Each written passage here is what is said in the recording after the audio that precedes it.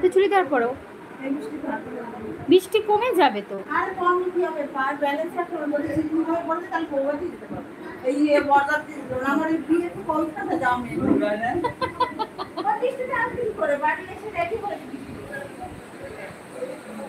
মা 3টে বাজে খাবে কখন গো? ওই জন্যই তোমাকে বললাম খেয়ে নাও।